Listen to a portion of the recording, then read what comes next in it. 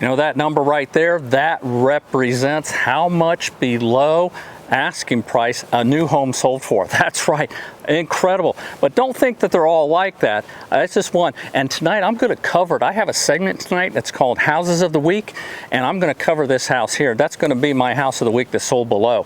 Right now you're watching Jacksonville's market update. This is a weekly update. It's called Bubble Watch.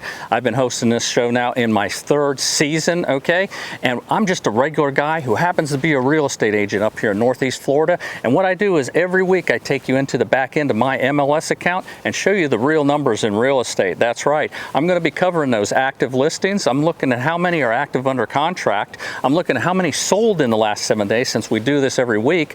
I also look at see how many went pending. Look at the new home sales in the last 7 days. Look how much their inventory is, and a whole lot more. I take all this data and I spread it out for you so that we can track it every week. Hey, you know what? Let's now get ready and get started with going back into my MLS account and start off with those active listings. All right, here we are in the back end of my Northeast Florida MLS account. We're going to start off with those active listings. What I want you to focus on is this part up here where it says view results, because as I click on these different statuses, the results will be shown there. And remember, after I get all these results, I will export them into an Excel spreadsheet, and from there I'll take even more information than what we saw here and show you that in my Excel spreadsheet. So let's start off with those active listings. That number is 9,757. Okay, and that is your inventory. Next, we're going to look and see how many sold in the last 7 days. That number is 353. Okay, next we're going to look and see how many are active under contract. That number is 1,142. Now that number is the ones that are under contract with contingencies. Those contingencies can be either financing, appraisal, inspections, anything like that. After they clear their contingencies, they then go to pending status. So how many went pending in the last 7 days? That number is 306, and when you add the pending and the active under contract, then you have the total under contract. Okay, next we're going to see how many people withdrew their listings in the last 7 days. That number is 95, and these are people who the house is still an active listing, but it can't be shown. And a lot of times people take it off the market temporarily to do repairs, or if somebody's sick, or if somebody's working at home and they just can't show it for a while. The next thing we look at is expired listings, okay? Let's see how many expired in the last 7 days. That number is 122. Now these are different than withdrawals in that these are no longer active listings and no longer on the market because they did not sell. Okay, next we're going to take a look and see how many new construction homes, sold in the last 7 days. That number is 88. And then we're going to look at the new construction inventory, their active inventory, and that will be 2,273. Okay, the next thing I take a look at is the foreclosures. And what we're looking at here is we're looking at foreclosures, pre-foreclosures, and short sales, and these are the ones that are active listings that are in this status. So the ones that are in the status of foreclosure right now of active listings is 142. Next, we're going to take a look and see how many are in pre-foreclosure status. That number is 16. And how many are in short sale status? That number is 39. All right, now all that data there, I export it because once I export that data into these Excel spreadsheets, which look kind of like this, and they're a big mess, there's a lot more information than what I just covered for you right there. And then I put it into my own spreadsheets, which look something like this, and this here makes it easier that we can track it week by week, and then also year by year, and even look 2 years back if you want, because that spreadsheet is downloadable and available to you. But while all those numbers are crunching out, let's take a look and see what those interest rates did this past week. All right, here we're going to take a look at the rates. We're going to start off with the 30-year fixed. Now with all these rates, the charts, we start off here at the bottom right here. That's where we left off last week. And in this particular case for the 30-year fixed was 7.13. Okay, next we look at the arrows on the side and we see how they fluctuated during the week, up and down. So we had a real mixture there. Of course, these rates seem to want to stay towards the 7%. This other column right here is the prior year. That's what the rates were a year ago today. So we left off at 7.13. Where'd we end up? We ended up at 7.02. So we're still in the sevens. We saw a brief drop there into the sixes, but they were high sixes. They still stubbornly wanted to keep at 7. Okay, your FHA rates are generally a little bit less, and here last week we were at 6.62. We see some of the same fluctuations up and down. Okay, more arrows down than up, and we ended up at 6.3. So we did drop a little bit there, and again you can see the prior year over in this other column. Okay, the VA generally follows along the lines of the FHA for the most part. We were at 6.64 last week, ended up at 6.32, and again the same mixture of arrows, more down than up. Well, those rates just can't seem to settle in what they want. I mean, they want that 7%, you know, and they're fighting to keep it down. But we'll see how things go now. Okay, the elections passed us and all that. Move forward, we'll see what happens here. You know, I mean, there's a lot of things going on that affect those rates. Okay, so what it is. All right, now let's go and take a look at those Excel spreadsheets. All right, here we are into my Excel spreadsheets, and for those that are new to the show, because we've got a lot, you can see here that the yellow column right here is the one we're going to focus on right now. It says Season 3, Week 27. That's our current one.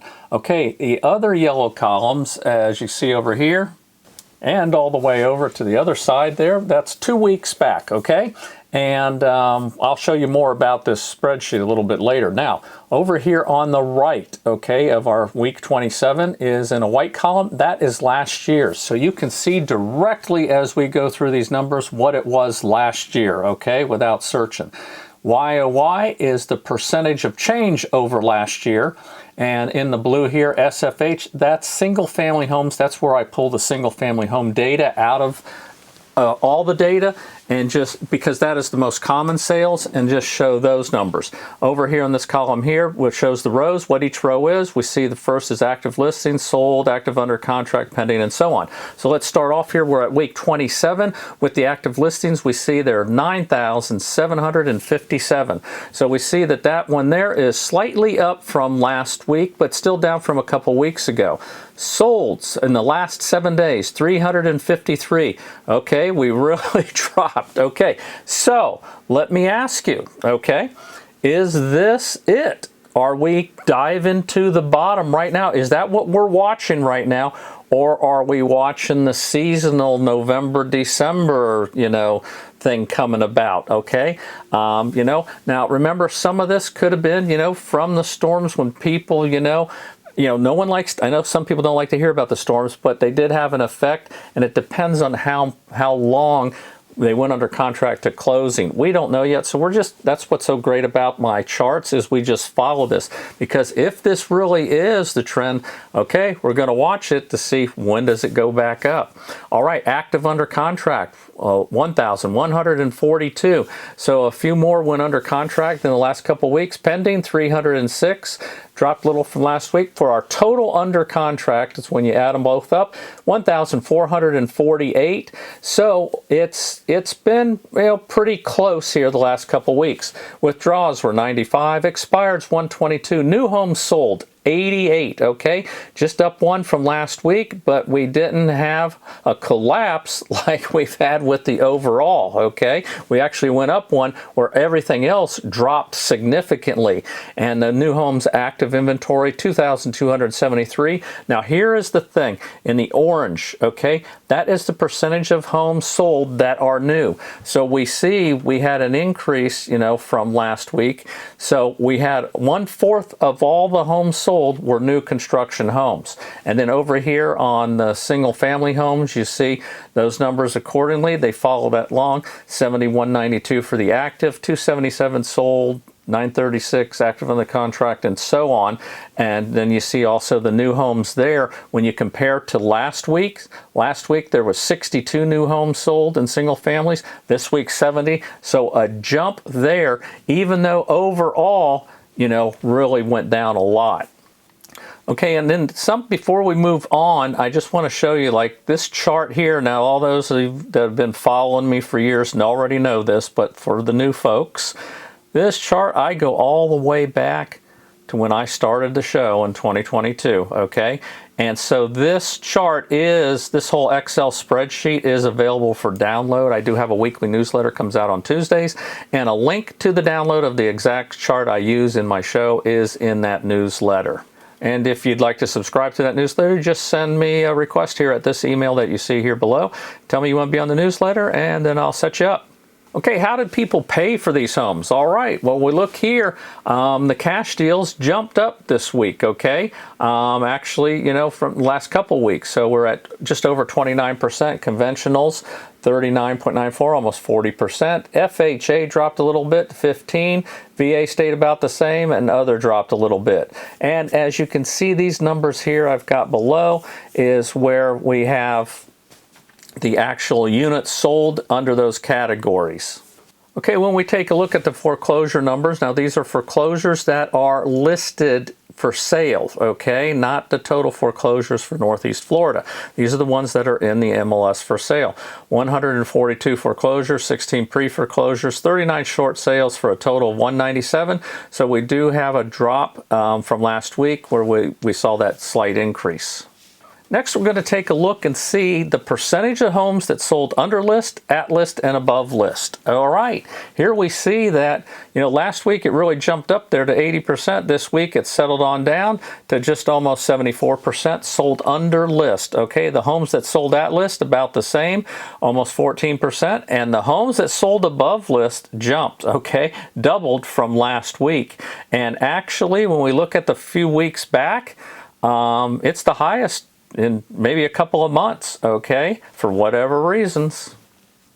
All right, now we break them down by price categories, okay? The percentage of homes that sold in the 500s, 400s, 300s, 200s, and below 200. And you see there that we had 500 and above, you know, it was over 1/4 of the homes did that. Homes in the 400s, just over 13%. Homes in the 300s, okay, dropped a little bit to in the about 23.5.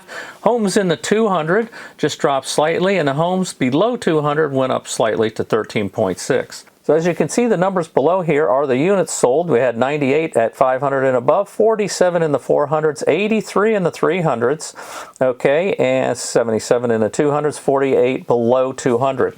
So the highest numbers here, the winners are the homes that sold above 500 and then in the 300 range, and that 300 range continues to be a sweet spot.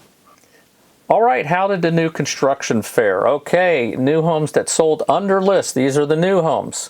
All right.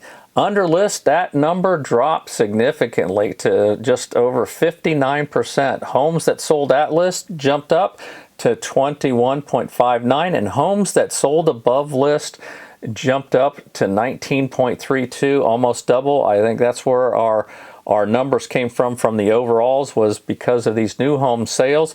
We had a lot of them selling above list. All right, now the next thing I'm going to do is what is called MLS Advantage. And before I get to that and start, hey, at this moment right now, if you like the way I put this show together and the way these Excel spreadsheets are so that you can track stuff, then give me a thumbs up. And if you want to be part of this Bubble Watch Nation, just subscribe to this channel. I got more than just the market updates. You'll see I've got a lot of videos. At any given time, I have like 80 or plus videos on the channel. All right, so now that we're going on to the next thing is MLS Advantage. What this does, everything you saw right now has been Northeast Florida MLS. That's the biggest MLS, and that's the one I belong to. But there are these smaller boards all around up here in Northeast Florida, because this Jacksonville metro area encompasses basically 9 counties, okay, around here. And I take all those and show you the sales data from all of those to combine it to give you a better idea of this whole area up here. Not only do I show the sales sales for that. I break those down by counties because some people only care about St. Johns County sales, Clay County sales, Duval County, Flagler County, and so on. So I break that down for you. So right now, let's go into MLS Advantage. All right, here we are in MLS Advantage. And as you look down here, this is where we have the 9 counties: Baker, Union, Bradford, Clay, Nassau, Duval, St. Johns, Flagler, and Putnam. So then what I do is I go over here and I hit that search button. And that number is 473. All right, now when we take that numbers and break it down by counties, we see we had the total here, 473. Here we are by the counties where Baker had 5, is the same as last week. Union has zip. Not much going on in Union last couple of weeks. Bradford had 3. Clay down a little bit to 62. Nassau down to 52. Duval County dropped quite a bit at 170. St. Johns at 112. Flagler at 54. And Putnam County at 11, bringing our total to 473. All right, real quickly, before we get back to the other stuff, I just want to go through the condo Excel sheets. This is where I separate just the condo information out of the main sheets. Now, this is pretty much set up almost the same format, so it's easy to follow along. As we see here, we're in week 37 of the condos because I started them later, and this is our current week that's in yellow. And then you see all the previous weeks before that, and the rows on the side are the same as the main Excel sheet for the active sold, active under contract, and so forth. So here you can see it at the top. We start off with active condos was 1,155. Sold was 23 in the last week, so in the last 7 days, so they dropped just 1. And then it was like 92 for the active under contract, 10 pending, so a total of 102 under contract, okay, which dropped just slightly. 6 withdrawals, 21 expired, no new ones sold, and still 22 active. All right, so how do people pay for those condos? All right, condos are always more cash because the lenders they're a little bit tighter on financing a condominium because it doesn't go just on you, it goes on the rest of the people in that condominium. If they're late with their HOA fees or property taxes, then they may not finance you in that condo.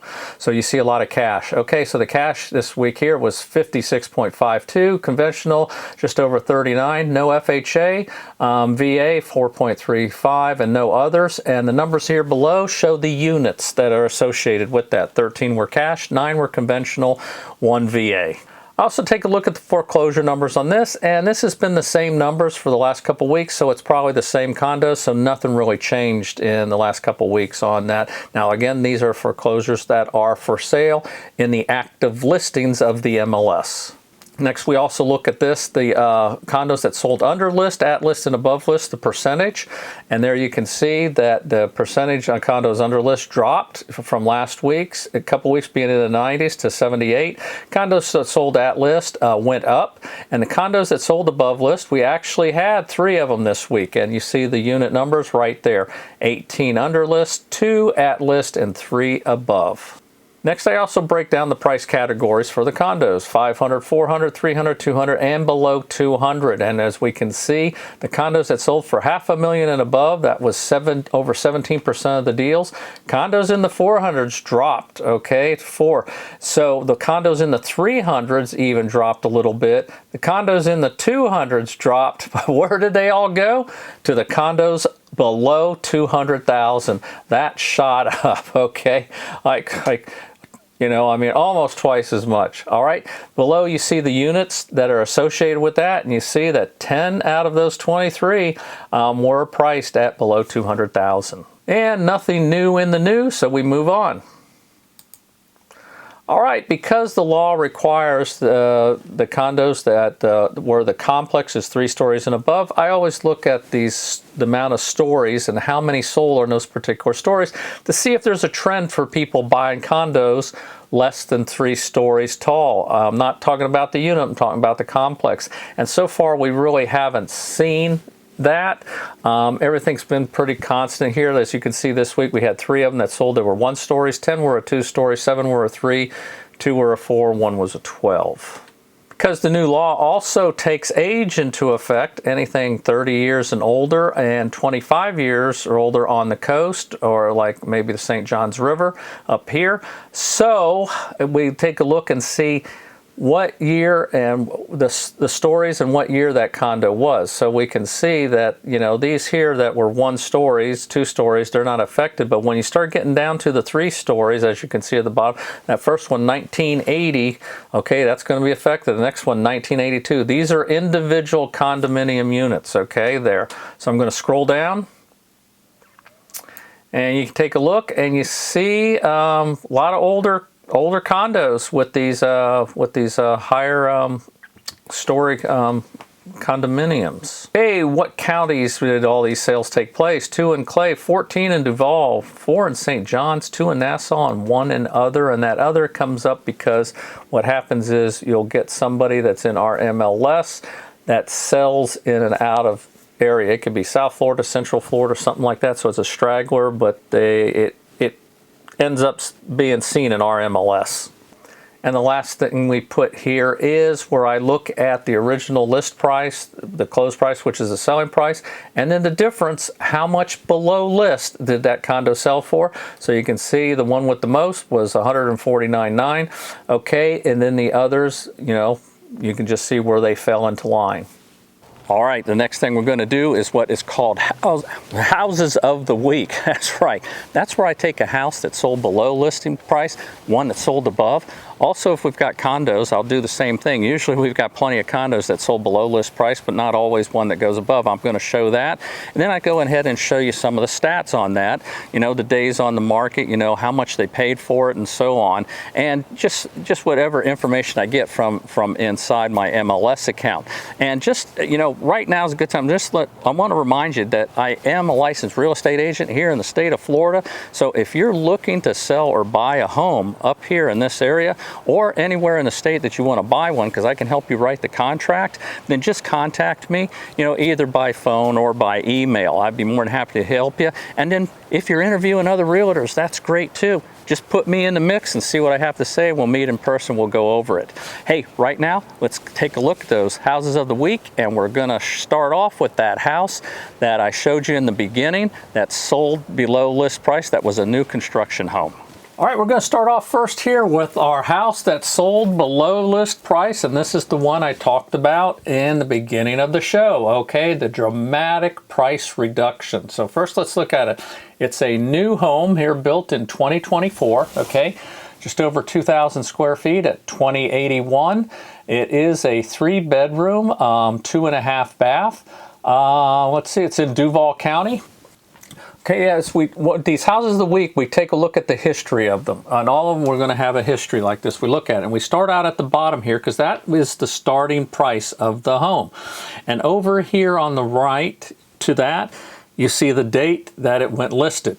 And these are the dates of different events, and the events are over on the left, okay? Sometimes they'll have price changes, sometimes they'll have open houses, you know, sometimes they go under contract, fall out of contract, you know, all that's there.